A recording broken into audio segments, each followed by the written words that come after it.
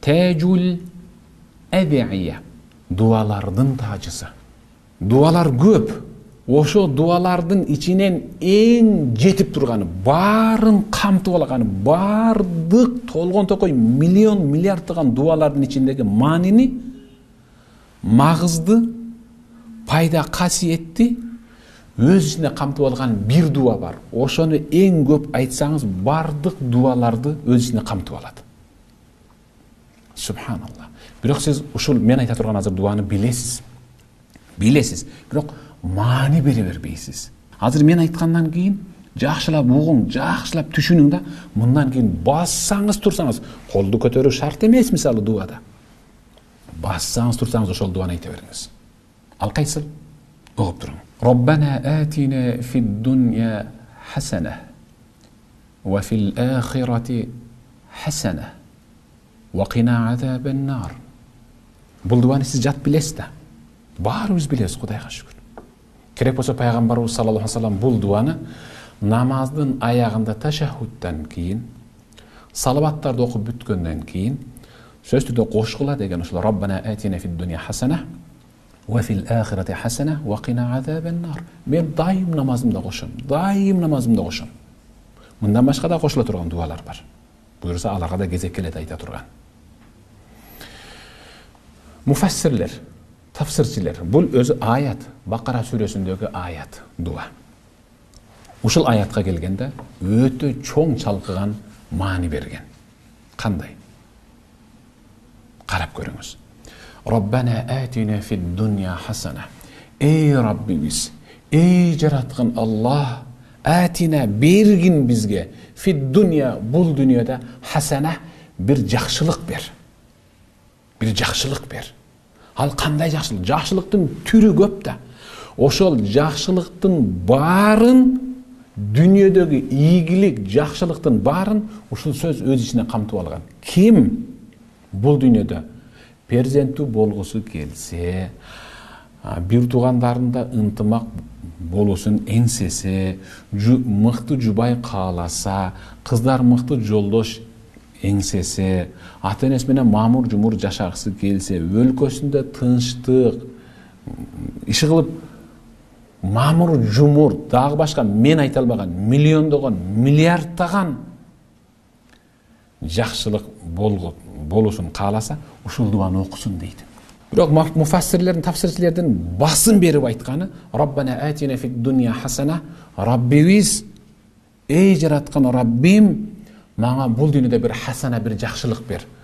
Ошол ток этери, бул дүйнөдөгү жакшылыктын ток этери кайсыл десе, эгер эркектер ушинтип дуа кылса, Аллахым мага бир жакшы мыкты жубай бер.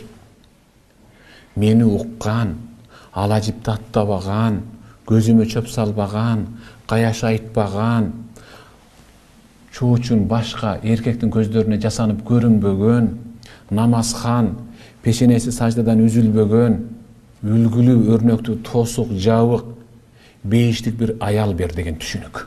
Дагы ким дуа кылса, Аллахым ата-энемди намазхан кыл, өзүбүз намазга келдик, бирок ата-энебиз аксап жүрөт деген түшүнүк. Бир тууганыбызга ынтымак бер, перзенттерибизди ушунчалык мыкты кыл.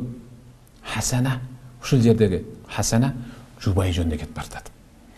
Эгер кыздар, аялдар дуа кыла турган болсо, жолдош жөнүндө сөз кетип бартат. Эгерде жигиттер жакшы бир кызга үйлөнүшүм керек деп издеп жүрсөңөр, ушул дуаны көбүрөөк айткыла, күн түн көбүрөөк айткыла, Аллах жооп берет, эң мыкты кызга туш келесиңер. Эгерде кайсы бир кыз мыкты бир эркекке туш келсем, ошо менен түбөлүк жашасам, мамур жумур болуп деп эңсесе, ушул дуаны көп айтсын. Кайсы бир ата-эне уулума мыкты келин тапсам, кызыма бир мыкты күйөө бала туш кылсам деп эңсесе, издесе, ушул дуаны көп айтсын. Ва фил-ахирати хасана. Аллахым ахиретте да бир хасана, бир жакшылык бер. Ахиреттеги жакшылык эмне ал? Ахиреттеги жакшылыктын ток этери ал бейиш. Аллахым ахиретте бизге бейиш бер дейт. Бирок ага чейинки да жакшылыктар бар да. Аллахым жүзүбүздү карартпа. Аллахым денебизди тосук кыл, жылаң ач кылба. Аллахым Амалыбызды оң тарабыбыздан бергин. Терибизге чөмүлтпө. Аллахым бизди периштелерге жемелетпе. Аллахым эл астында шерменде кылба. Кыл көпүрөктөн эсен аман өткөр. Ушулардын бүт баары хасана. Барып турган жери эң акыркысы хасана, бул бейишти бер деп атат. Эми кичине талкуулоо. Ахиреттеги хасана бейиш болсо, дүйнөдөгү хасана жакшылык ал жубай болсо, эми ойлонуп көрүң. Аял менен бейиштин ортосунда кандай байланыш бар? Көрсө, жакшы аял бул дүйнөдө өз күйөөсүнө бейиштей эле жыргал тартуулайт. Көрдүңүзбү? Эгерде мыкты жубай болоюн, ушул кайын журтума сиңип кетейин, оор басырыктуу, үлгүлүү, өрнөктүү келин болуп, балбайган байбиче болуп калып калайын десеңер, ушул дуаны көбүрөөк айткыла. Кызыңардын орун очок болуп, ошол жерде мыкты келин болуп калышын кааласаңар, ушул дуаны айткыла, ага да үйрөткүлө. Вакина азабан нар. Аллахым бизди тозак азабынан сакта. Тозак азабынан сакта. Эмнеге тозак азабынан сакта деп атат? Албетте сактанычыбыз дайым коркуп жүрүшүбүз өз тозоктон да. Бул дегени Аллахым жаман жубайга туш келип калуудан, анан кыяматта тозокко түшүп калуудан. Көрсө, кыяматтагы тозоктун азабы менен бул дүйнөдөгү ажаан аялдын заардуу тили тозак азабы менен бирдей. Андыктан дуалардын таажысы болгон бул дуаны сиз билет болчусуз, бирок ушунчалык маанисин билбейт элеңиз. Ошондуктан көп кайталай бербейт элеңиз да. Дайым кайталаң. Дасторкондо бата кылганда да кайталагыла. Уулуңар бата берип койгулачы десе, аны да кайтала. Намазда кайталагыла, айтор жатарда кайтала, турганда кайтала, идиш жууп жүргөндө, тамак бышырып жүргөндө, басып жүргөндө баарында кайталагыла. Бул дуалардын таажысы өз ичине бардык дуаны камтып алган.